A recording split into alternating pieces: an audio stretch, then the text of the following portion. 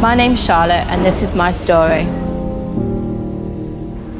I was born and raised in Leicestershire. My family home was full of fear, violence and abuse. A key member of my family abused me for many years, which resulted in me to self-harm from a very young age. At the age of 18, I left the family home as the abuse had gotten worse and I could no longer cope. I would stay at my grand's on the weekends and her home became my shelter and my protection. Not long after this regular contact and my trust had started to build, my gran had lost the battle with cancer and I had just been diagnosed with borderline personality disorder.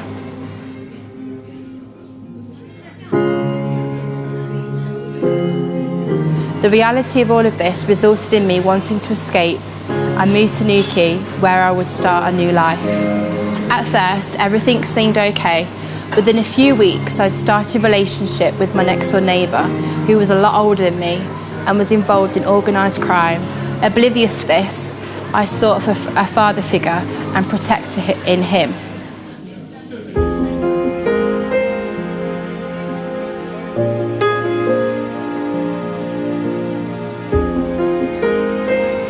Just a few months later, he became extremely possessive and would secretly drug my drink, which led me into a lifestyle of addiction.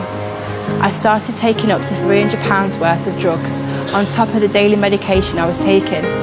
It didn't take long before all of this had an impact on me and I'd overdosed and had to have my stomach pumped.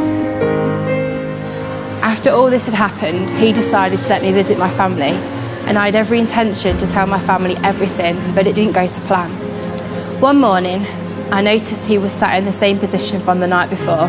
He looked extremely angry and anxious and he started screaming at me.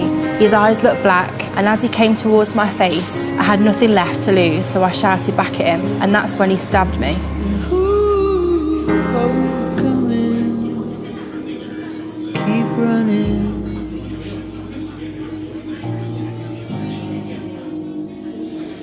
In complete shock, I fell to the floor and that's when he dragged me outside and locked the door. I managed to get the strength to crawl to a passenger by who picked me up and took me to the local police station. There I told them everything that had happened and the next day I was taken into a witness protection programme.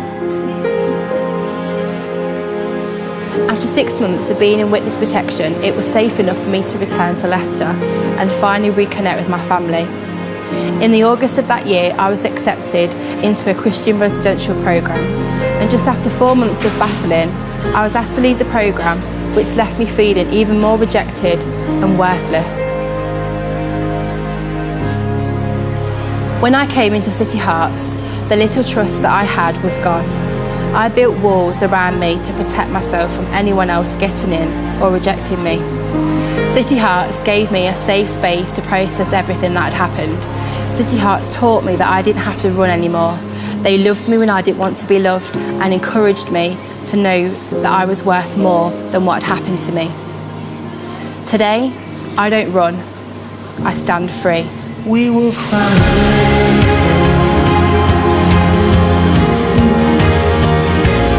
We will find a way.